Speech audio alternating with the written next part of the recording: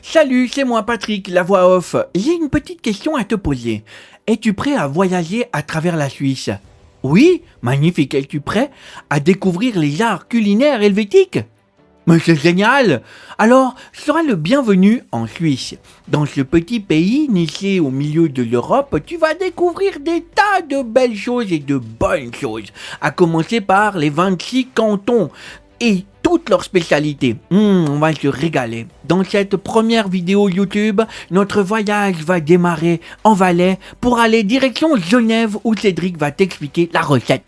Salut mes vieilles croûtes, j'espère que vous allez bien, soyez les bienvenus chez moi, soyez les bienvenus dans la Suisse en cuisine. Alors, comme vous pouvez constater, je suis pas vraiment une nuance de grès, hein. Je serais plutôt un monochrome de gras. Voilà, merci, ceux qui ont ri à ça, vous êtes vraiment des bâtards. Alors, avant de commencer, j'aimerais que les gens qui vont dire des trucs dans les commentaires, j'aimerais tout de suite mettre ça au clair. Oui, on peut marier Marvel et DC. Voilà, comme ça c'est réglé, c'est fait. Vous le savez, je suis valaisan, j'habite en Valais, en Suisse. Et je suis un pur produit valaisan, c'est-à-dire que je suis né en Valais, j'ai grandi en Valais, je me suis marié en Valais, j'ai fait mes enfants en Valais et je vis encore aujourd'hui en Valais. Seulement voilà, mes origines sont pas valaisannes. Non. Mes origines sont d'ailleurs. D'accord? Alors, vous pourrez vous déchaîner dans les commentaires. Oh, mais c'est pas la Suisse, c'est pas ci, c'est pas ça. Faites ce que vous voulez, je m'en tape le coquillard. Mes parents étaient genevois. Voilà, oui, voilà, je l'ai dit, voilà, c'est bon, je l'ai dit. Mes parents venaient de Genève. Voilà. Donc du coup, sur ma carte d'identité, c'est Genève. Mais mes parents, ils n'ont pas rapporté seulement le fait qu'ils venaient de Genève, ils ont rapporté des arts culinaires de Genève. Et pour cette première vidéo, parce que oui, vous êtes en train de regarder la première vidéo de Bienvenue de la Suisse en cuisine, et ben dans cette première vidéo, nous allons faire une spécialité typiquement genevoise. On va commencer par le pire. Comme ça, c'est fait, c'est fini, on n'en parle plus. Alors, c'est quoi cette recette typiquement genevoise? Eh ben, c'est simplement la longeole. La longeole, eh oui, je vous explique tout ça. Non, on va faire autrement. Plutôt que moi, je vous explique, on va laisser un spécialiste. Allez, je vous laisse avec lui. Salut, c'est Jean-François. Soyez les bienvenus à Genève, parce qu'ici on a une super spécialité, c'est la longeole. Attends, je te raconte son histoire. La longeole aurait été inventée par un moine de l'abbaye de Pommiers dénommé le père Longeau. Bah ouais, fallait pas se casser la tête pour le nom, quoi, hein. Bon, il aurait eu l'idée d'ajouter à une pête à saucisson normale, une poignée de fenouil noir du pays et quelques quennes. Je t'avoue, c'est pas la meilleure idée, mais bon. Alors, dans les livres, là, on n'a pas trouvé beaucoup d'informations, quoi. L'arrivée tardive de la longeole dans les livres de recettes genevoises, c'est arrivé à peu près vers 1885, masque une présence plus ancienne. En effet, on trouve le nom de la longeole dans le glossaire genevois de A.J. Goddy-Lefort. Alors, me demande pas qui c'est, j'en sais rien du tout. Elle a été publiée à Genève en 1820. Bon. À ce jour, ça reste la plus ancienne mention écrite connue de ce saucisson. Les analogies mentionnées par J. Lamotte, alors je sais toujours pas qui c'est, de la longeole avec le murzon dauphinois laissent entrevoir une arrivée relativement ancienne de la longeole dans la cuisine genevoise. En effet, elle pourrait remonter au second refuge, 1685-1705, qui voit arriver à Genève de nombreux réfugiés pour cause de religion en provenance du Dauphiné. Bon, là, je te cache pas que cette immigration, elle va quand même durer jusqu'à la seconde moitié du XVIIIe siècle. Revenons à notre longeole. Cette hypothèse, elle est plausible si l'on se souvient que la longeole reste limitée à la région genevoise. Effectivement, les anciennes terres de la République et communes réunies, donc les terres savoyardes rattachées à Genève en 1816, où les Genevois possèdent de nombreuses propriétés foncières. Du côté suisse, la longeole n'a pas été fabriquée plus loin que Genève. Non, non, non, on a gardé ça pour nous, quoi.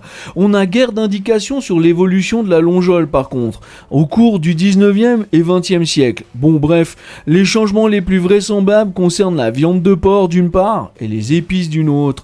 Au cours du 19e siècle, l'amélioration des conditions d'alimentation des porcs, ainsi que les croisements et améliorations génétiques, ont progressivement conduit à l'élevage de porcs très gras.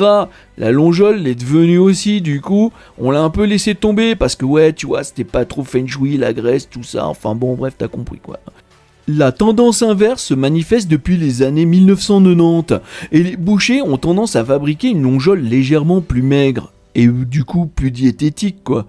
Côté épices, la version au fenouil entier fait autorité à Genève aujourd'hui, d'accord ? Donc tu peux pas en faire une autre quoi. C'est celle-là et voilà, bref, t'as compris. Il est possible que l'adjonction de Carvi, dit aussi cumin des prés, était autrefois plus largement pratiquée. Bah ouais, ça ressemble un petit peu au fenouil, ça a un peu le même goût, enfin bon bah je m'éloigne du sujet. Bon, tu l'auras compris, la longeole, ça fait longtemps qu'elle existe quoi. Et puis bon bah il faut savoir la faire cuire et ça y a pas tout le monde qui sait faire. Bon, Cédric, visiblement, lui, il sait. Alors, on va le laisser avec sa recette de longeole. Et si tu veux tout savoir sur ce saucisson, eh ben, je te laisse aller voir sur Internet. Tu vas trouver toutes les informations parce que, bon, bah, c'est là que Cédric, il a cherché, quoi. Finalement, c'est là qu'il a trouvé. Puis c'est là que, bon, Allez, on se fait des bisous, de bleu. À bientôt, ciao. Eh bien merci Jean-François, c'était très instructif, mais alors qu'est-ce que c'était long. Bon, on va passer à la recette et je vais te donner tous les ingrédients. On commence par le gratin, il te faut des cardons. Moi j'en avais pas, alors j'ai pris des côtes de bête. Il te faut du fromage, si possible du gruyère râpé, il te faut du lait, de la crème, je te mets toutes les quantités en description. Et puis bien sûr, il te faut de la croûte.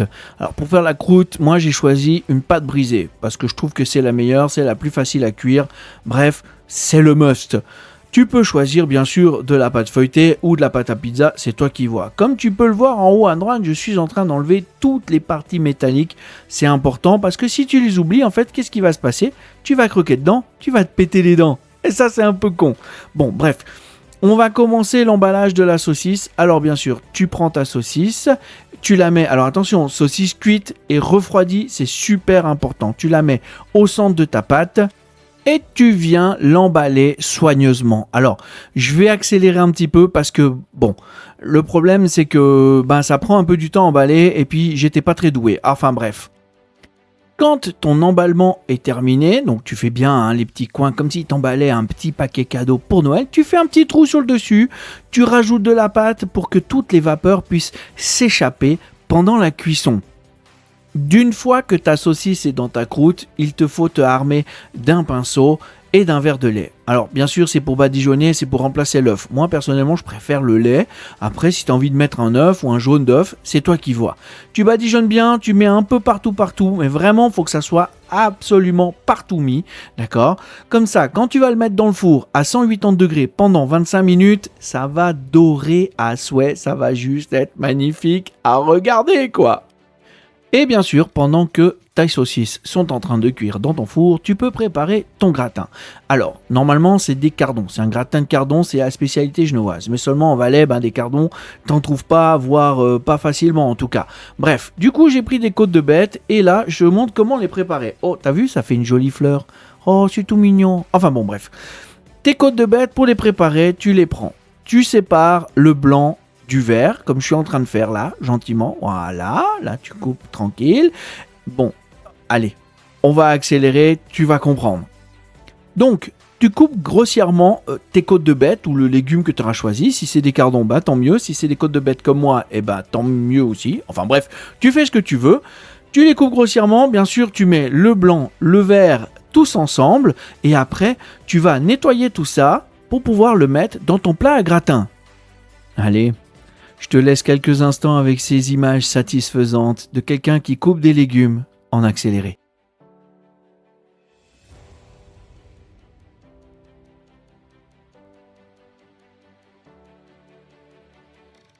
Bon, allez, on va arrêter ça, d'accord ?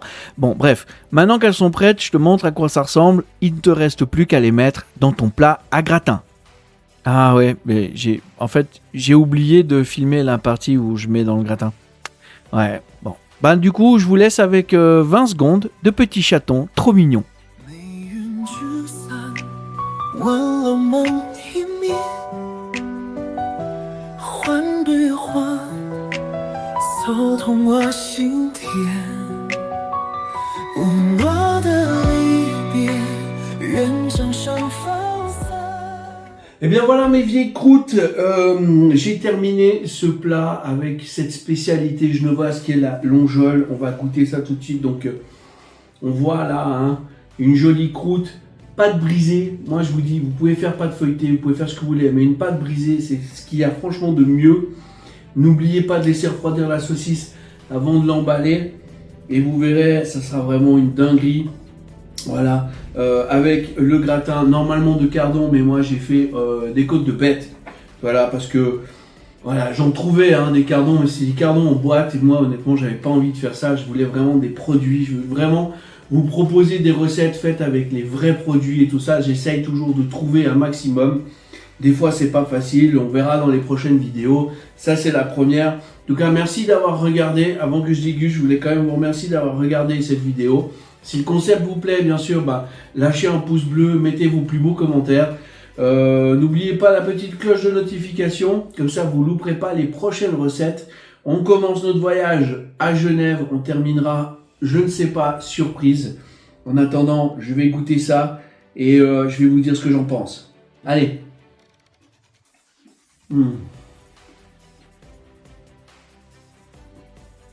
C'est fondant.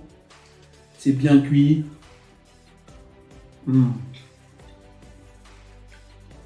La petite sauce à la crème œuf à côté, elle est juste terrible.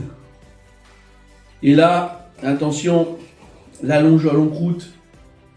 La croûte, comment elle se... Non, la croûte, vraiment, c'est une dinguerie, quoi. La croûte, regardez. Même avec le lait, elle est dorée à souhait. Tendre à l'intérieur. En tout cas, mes vieilles croûtes, voilà, ça m'a fait plaisir de vous faire découvrir la longeole. Prochain voyage à découvrir dans la prochaine vidéo. En attendant, portez-vous bien, cuisinez avec amour et sans modération. Faites-vous plaisir, faites-vous kiffer et on se dit à la prochaine. Allez, ciao, bisous. Putain, c'est une dinguerie, quoi. Non, sérieux, je te jure. Oh, je me lèverai la nuit.